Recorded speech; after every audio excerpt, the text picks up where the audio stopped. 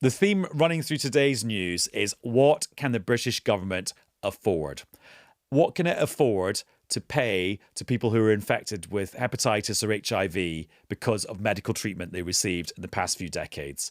What can the government afford to pay resident doctors to stop them going on strike? Because they say they are going on strike over pay. And ultimately, what can the government afford in the coming decades when they're trying to increase spending on defence while also dealing with increased spending on pensions and an ever-growing bill for welfare? We will discuss those big chunky subjects on this episode of the BBC's daily news podcast, Newscast. Hello, it's Adam in the Newscast studio, and we've got three chunky stories to get our teeth into today. There is the announcement from the BMA, the British Medical Association, of strike dates for resident doctors in England in their dispute with the government over pay. There's the return of the infected blood inquiry, which we all thought was done and dusted last year, and also, soon to gather dust on my bookshelf, a new report from the Office of Budget Responsibility, which is kind of like Back to the Future, but for the government finances. It's really, really interesting, even though it's got a boring title like The Outlook for Fiscal Risks or something like that. So luckily, I've got two huge BBC brains to help us get our heads around those stories. Please welcome back to Newscast, health editor Hugh Pym. Hi, Hugh. Hi, Adam. You're actually looking at your phone right now. I'm just checking the detail before you ask the question. Good. Always a good idea. Pleased to hear it. And Faisal's here too. And of course, he's flicking through his tablet, looking at multiple different things. I am, yeah. Multiple tabs. Good. Right. Lots of things we can talk about today that are in your wheelhouse, Hugh. But first of all, let's talk about confirmation from the British Medical Association that resident doctors, who used to be called junior doctors, are going to strike in England this month because of pay. When is the strike going to be? Well, the strike dates announced earlier on, 7 a.m. on the 25th of July to 7 a.m. on the 30th of July, which is sort of 5 and a bit days. I think it's been a bit of a surprise because the announcement of the strike ballot was only yesterday, Tuesday. 90% in favour, but a rather lower turnout than before, 55%. And so 90% of 55% voted for the strikes. Yeah, so the government have made clear that if you look at all resident doctors, it's a bit less than half who actually voted for a strike. But to be fair, the threshold was 50. They got 55% turnout, 90% in favour.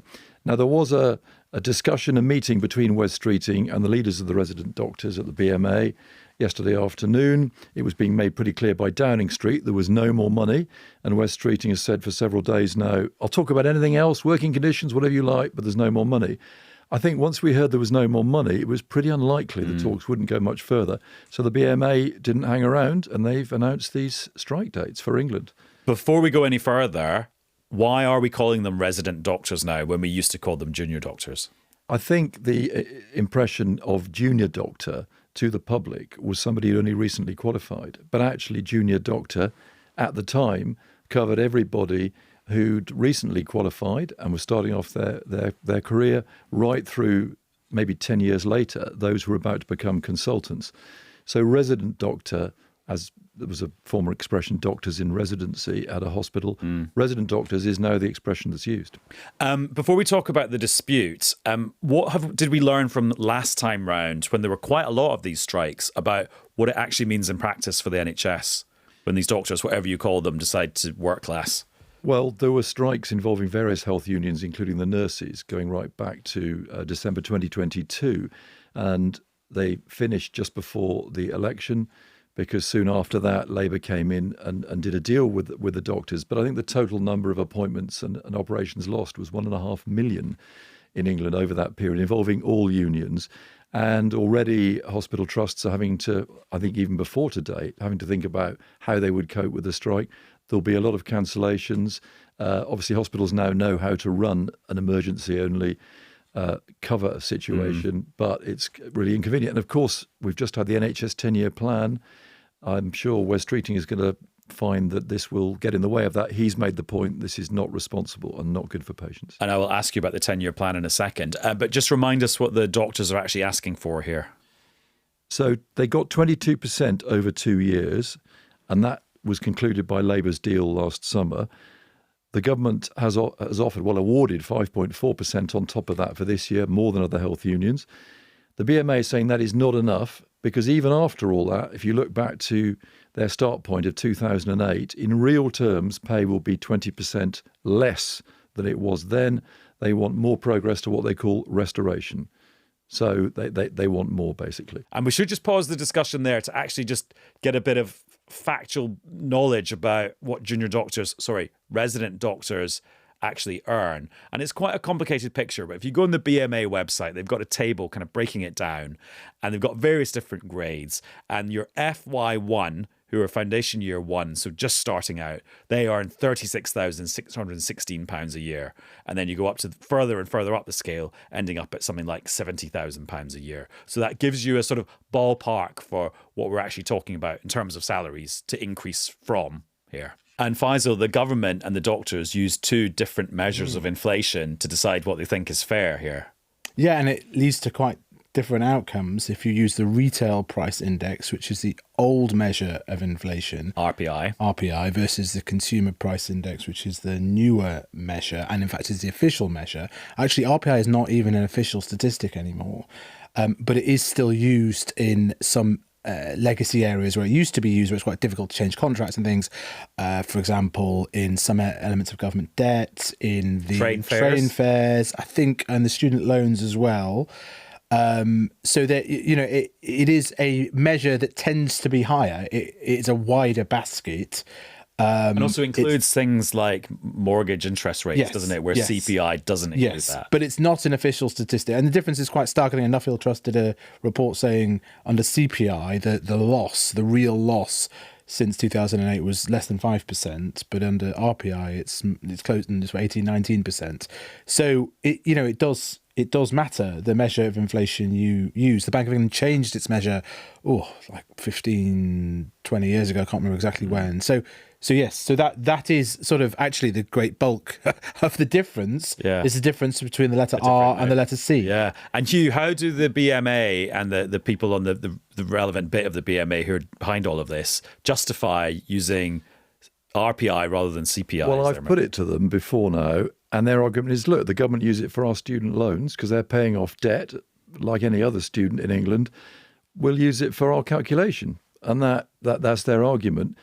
I think Faisal's point about CPI and that calculation by Nuffield Trust is you get a different outcome. Also, depends on your start point. If it's 2015, in real terms, they're earning more. But look, I mean, you can quote different stats and have justification in each case. But I know the government line is, look, if you add 22 and 5.4, you get a pretty chunky increase over 2-3 years. Sorry, go ahead. Well, there were bigger currents in any negotiation over Labour, basically, as in small L Labour, which is what's the competition? What's going on in the background of this? There's another push from the government over having more domestic GPs and doctors generally, and not having foreign doctors. Well, that gives more negotiation power to the younger doctors, the resident doctors, I should say, that do a lot of the work. In the background of disputes like this, I don't know if it's useful, but interesting if it was, there's an idea, and I hear this from my family who are very medical, which is that they think that a lot of medical services over the next few years are going to be done by AI, and then that's sort of hanging in there. And then the broader point, which is of the NHS budget, 49% is on staff costs. So if you're trying to improve the efficiency of the NHS, and even if you were minded to think and agreed with the argument about the resident doctors, what would then be the impact on every other health union? And a lot of those factors are talked about in the report from the independent peer review body, which I was just looking at before we started recording this episode. And they recommended for resident doctors a 4% increase plus a £750 top up for some people. And also the resident doctors are rejecting that too, even though that is the independent body set up to make recommendations to the government to combine all those factors and affordability and all of those things. Yeah, if you add that 750, you get that average of 5.4 across the piece. Yeah, they're simply referring back to their 20%. Say, sorry, whatever the review body says, we want that restoration. And they are suggesting that Wes Streeting, when he did that deal last summer, had said, I'm on a journey with you. We're going to move towards restoration. So they feel just sticking to that review body number is not moving towards restoration. I mean, other health unions got less, and I know, as you suggested, there is resentment amongst nurses, particularly, that they got less than doctors again, and they are consulting members on possible action. And the bottom line is this, which is it is one of the areas where you hear the government say, what have you done in a year? And they talk about the extra appointments, they talk about waiting times. These resident doctors are the workhorses of any attempt to maintain that, and any attempt to get the public to notice, for example, that the health service is doing better, which is absolutely essential for the government's promises to the public. So they have a quite fundamentally strong negotiating position as regards the government's priorities. What's very interesting, and what changed, I think, after the pandemic in the couple of years after that with the previous government, was that the assumption that the public seemed to support some of these strikes back then.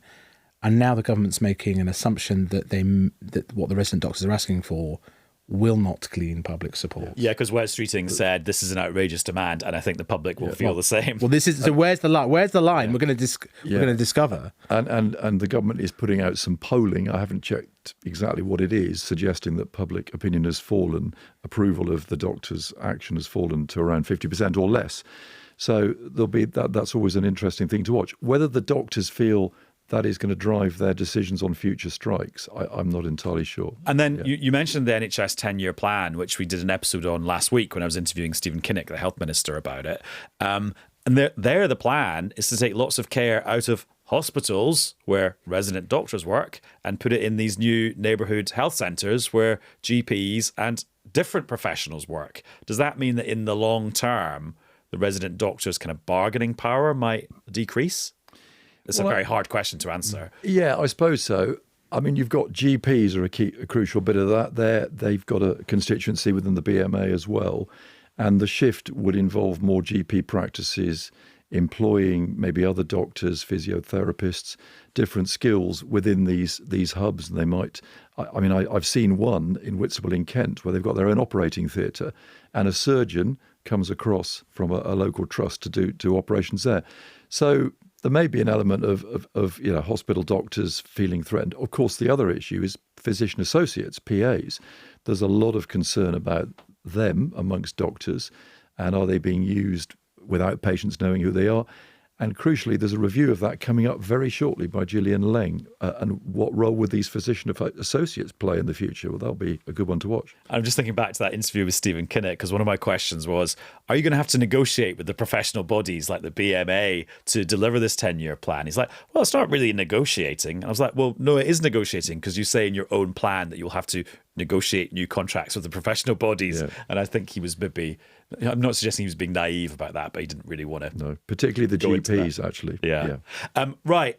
Hugh, I thought the infected blood inquiry, which was done by Brian Langstaff, the retired judge, I thought it was all done and dusted. But he's been back today and making another speech, having a go at the government. Yeah, I mean, he says in his report, which I've got here, more than 200 pages of it, he says last May 2024, in essence, he thought his job was done and dusted. He'd done this very hard-hitting report on how generations of victims and bereaved had been let down. There'd been a cover-up. The authorities had shown systemic failings. Because they'd been given blood products over decades that meant they contracted hepatitis or HIV. Or HIV, exactly. 30,000 were infected. 1970s, 80s and 90s, around 3,000 had died. And the assumption then, I think his assumption was compensation would follow pretty quickly, a scheme would get up and running, and that was the assumption of the victims. But he says he got so many contacts, letters and so on over the 12 months or so since then, showing how angered people were that this thing was moving really slowly, that payouts weren't happening in a timely way, that the authority that had been set up without consultation of the infected and the affected. Therefore, he had to have his own further hearings, and now has done his own report. And in the report, he is saying that it's not too late to get it right, but he really is pretty much hinting, or not going a little bit further than that successive governments, Conservatives and Labour, have not done enough to really see this through. And let's listen to Sir Brian Langstaff now. And here he is talking about the IBCA, which is the Infected Blood Compensation Authority, the people who are supposed to be handing out this compensation. This last year has, as you know, brought further harm. No one who watched the recent inquiry hearings could doubt that. Now is the time to put that right. Now is the time for government and IBCA to act so that you know that compensation, the nation's recognition of the harm done to you, will be faster and, more than that, fairer. Thank you. And also, getting your head round these schemes, because they are quite complicated, if you're not personally affected, can be quite difficult. But he's done a very good job today, Brian Langstaff, of laying out just some of the issues in the system, so which I had no idea about. So, for example, if you're claiming compensation for getting hepatitis B or hepatitis C, there's different grades of severity of the illness that you've got.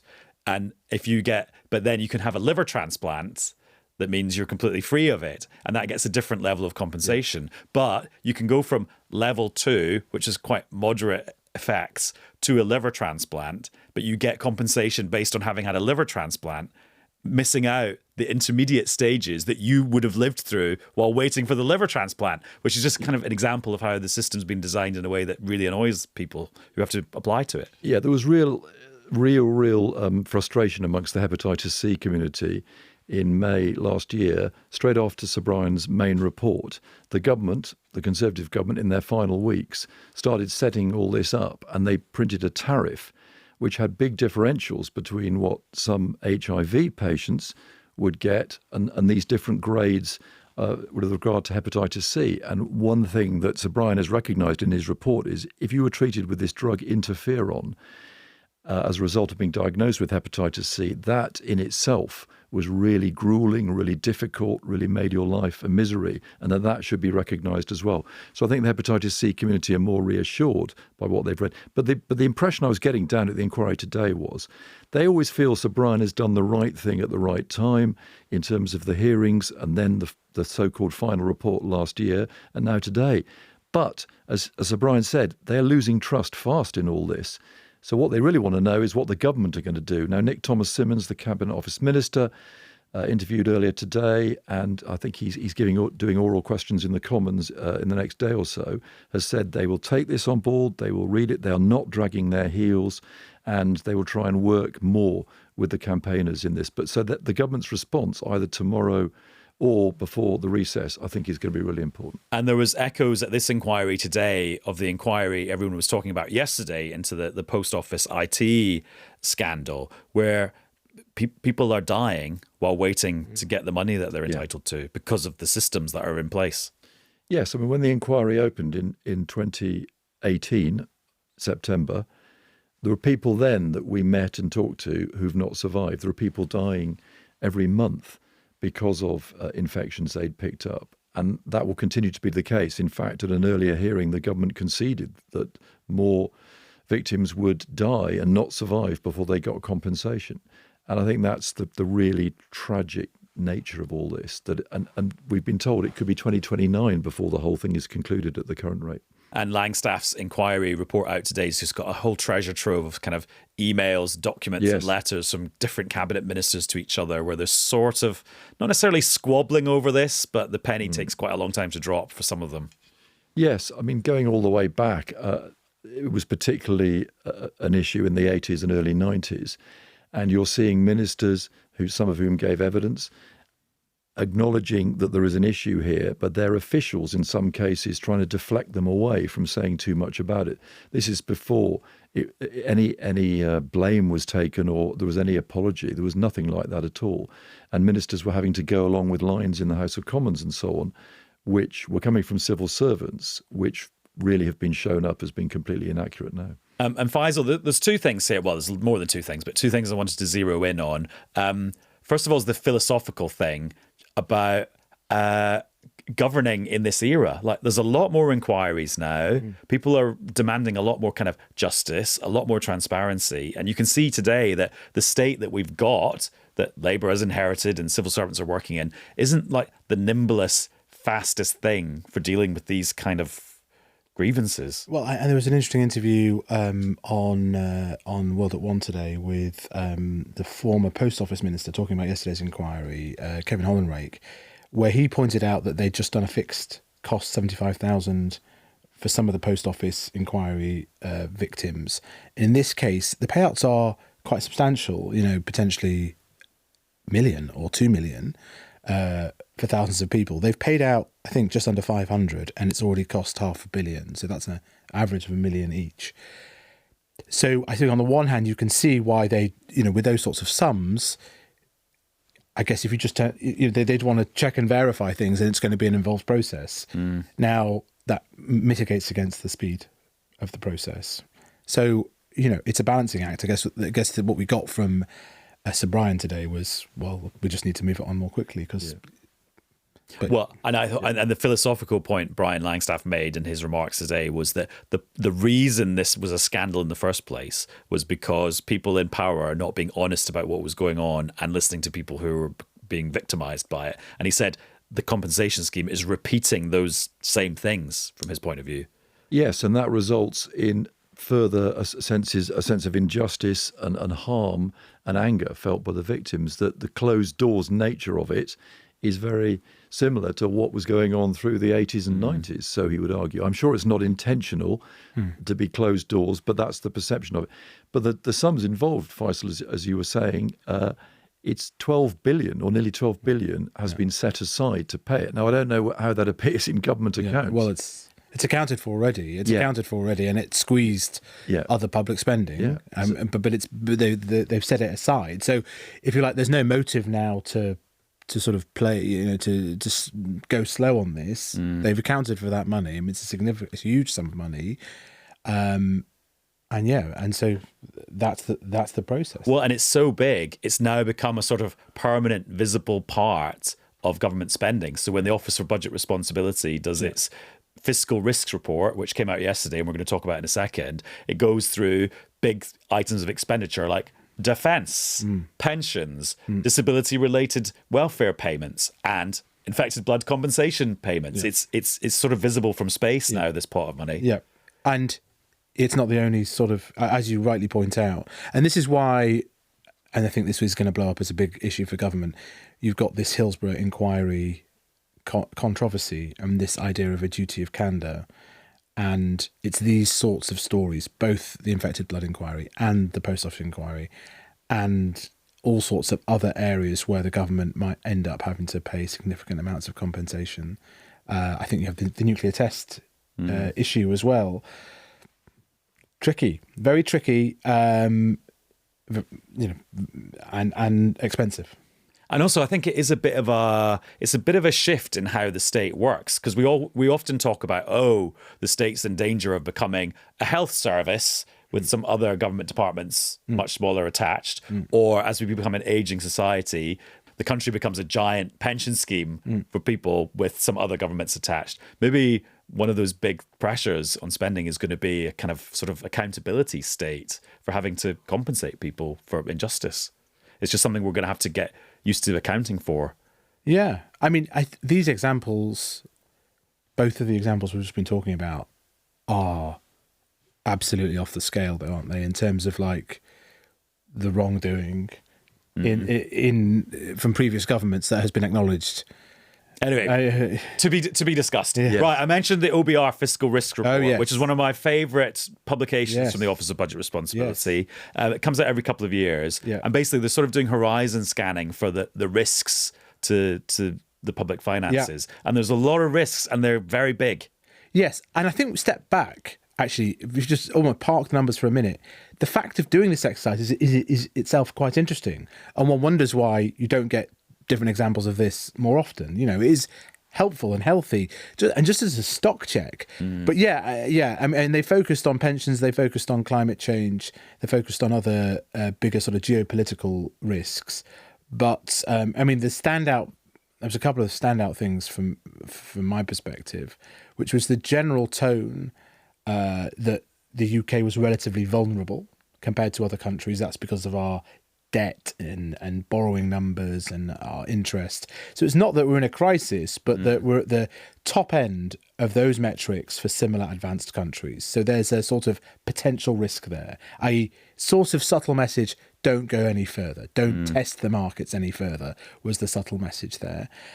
But then there's a sort of pattern of behaviour of attempting to try to deal with this, and there being U-turns, not just on tax rises, but also on spending cuts. Now, they've made these sorts of warnings pretty regularly, and they put out these forecasts going out to 2073, saying that the debt to GDP, which is typically 50-60%, we should start to raise your eyebrow when it reaches 100% and think, is everything okay? 270%, I think, is the number that they mentioned yesterday. What does that even mean in 50 years' time? I think it's a reasonable question for anyone listening.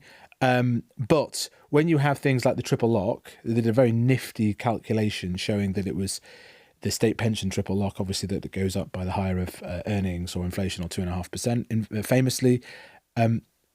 It's going to cost £15 billion per year by the end of this decade.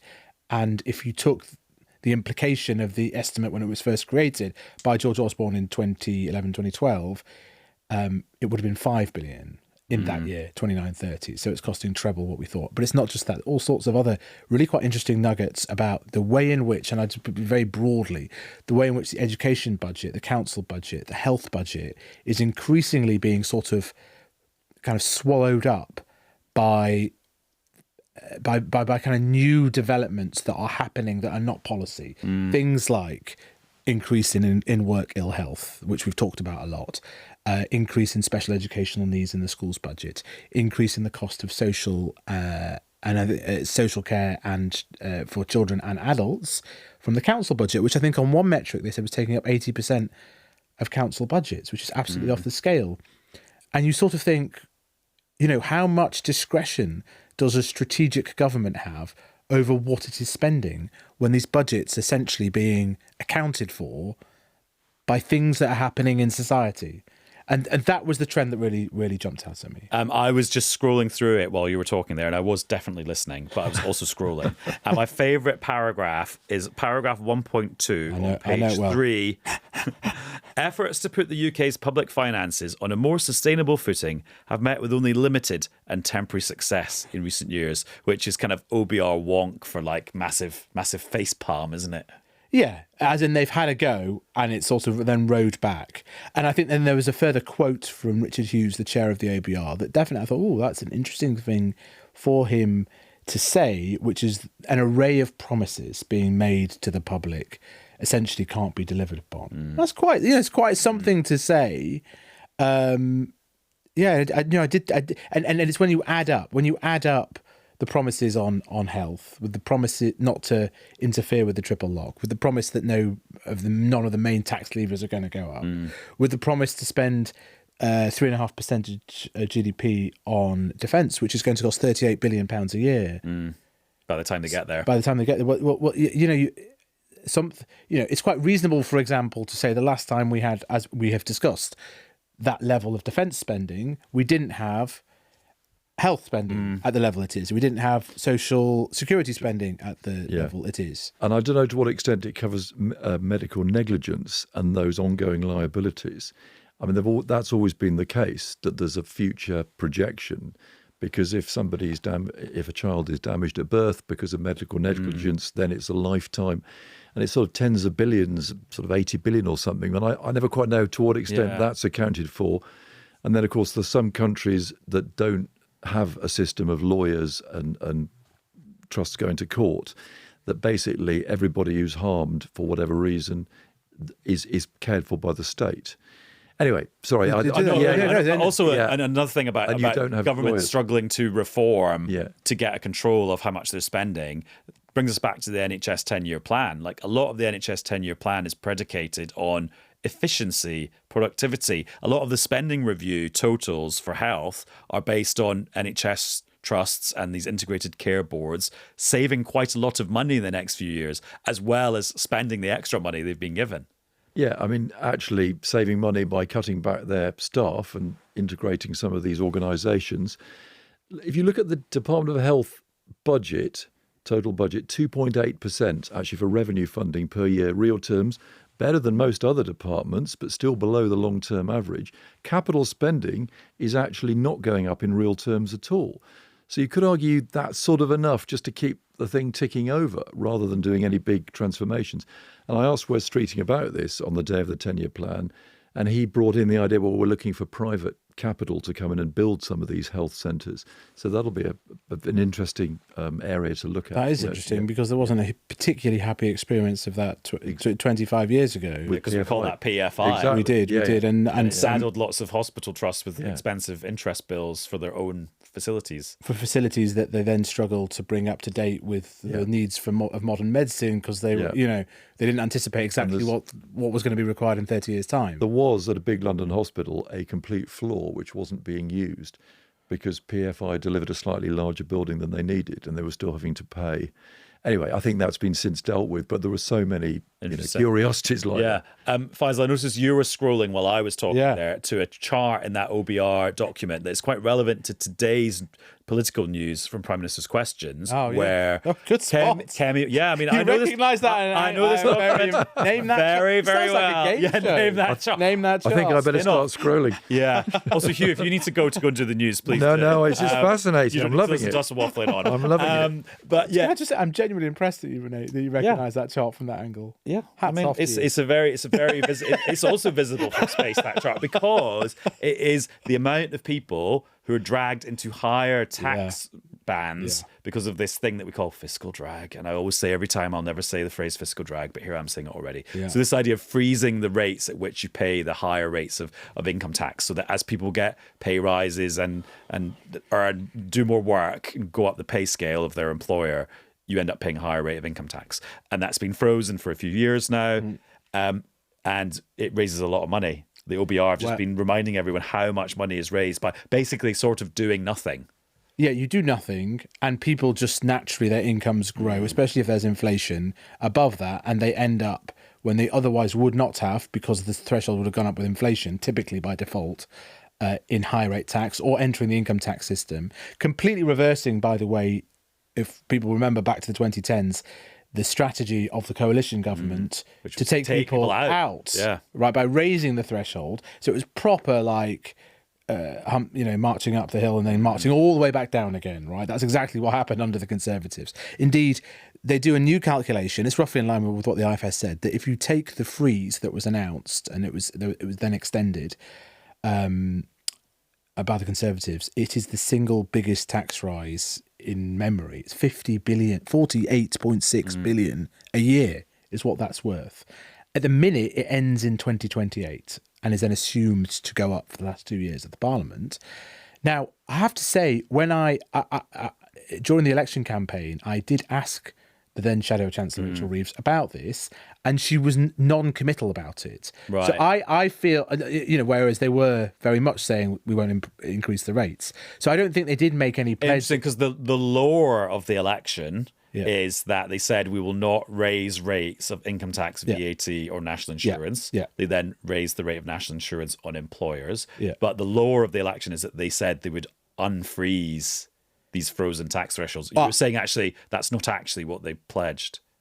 Well, listen, we can find a piece of tape. I literally did try and press her on this, and I noted at the time, and I did a report on it on the news, and I said they've left this open, right? Now, I think it's fair enough to say, what is the difference between raising your rate and achieving the same rise? So basically, this was the logic of the previous government, that the 50 billion increase in tax revenues from income tax was not actually a tax rise. Because it didn't raise the rate. That is clearly absurd. But there's something about this way of increasing your tax revenue, which for some reason the public accepts or notices less. So it provides a least pain avenue to raise taxes, even though it clearly is a tax rise. So I have to say, Adam, expected Rachel Reeves to do this at the budget, but instead, and this is where she may have a problem, at the end of the budget in October, she did with a flourish announce as their sort of white rabbit that they weren't going to do this, and isn't that great? Because you all expected I was going to do it, and we're not going to do it. Essentially, and the precise words to the effect of, because I don't want to harm working people. Yeah. So if they are now to do that, they would have to accept the logic that it does. Yeah. So then Rachel Reeves, if she was to do this in the budget in the autumn, would either be going against what Rachel Reeves said in the previous budget when she was Chancellor, but not necessarily what she might have signalled. Not necessarily. Well, not Shadow Chancellor. Not strictly. Yeah. But do you know what? I digress, because the reason this was news today is because of Prime Minister's question. Yes. And Kemi Badenoch used her first question to say to Keir Starmer, will you stick to your pledge of not increasing the rates of the big three, national insurance, income tax or VAT? He said, yes, I'll stick to my pledge. In fact, using even fewer words than that. And then she came back for more and said, well, what about freezing these rates for another couple of years? And he said, I'm not going to write my budget right now, which sounds like maybe yes. Yes. Well, I mean, the consequence, I think they want to leave the option open. That is a big stick or a big net with which to catch more tax. As you point out from the chart, which we started this conversation with, the net result of that is millions more in the tax system, sort of 3-ish million more in the higher rate taxes, 600 million more in the additional rate. And that would increase even more. You're talking about raising £7 to £8 billion a year if they were extended this out to 2030. If they were to do that, you can imagine them saying, well, this is just an extension of what the previous government did. You know, the Conservatives would have to acknowledge that they did the same thing, although they were planning for it to expire in 2028. I guess the depressing fact would be that it may not cover the whole gap that we might be heading for, which is why you're hearing about other things. I think they're in the zone now of not ruling things out. If they had ruled it out, if the Prime Minister had ruled out not just all the rates, but also this other slightly backdoor method, although we're talking about it openly, way of raising substantial sums of tax, then I think if you're in the markets, you're starting to say, well, hang on, how are they going to close this gap? So yes, they've had to sort of leave some options open. You're also obviously hearing this chat about a wealth tax as well. Right, we covered lots of ground there. But before we let you go, you haven't played Bruisecast yet, have you?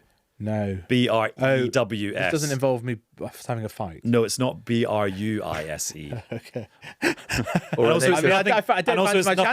everyone know how tall Hugh Pym is?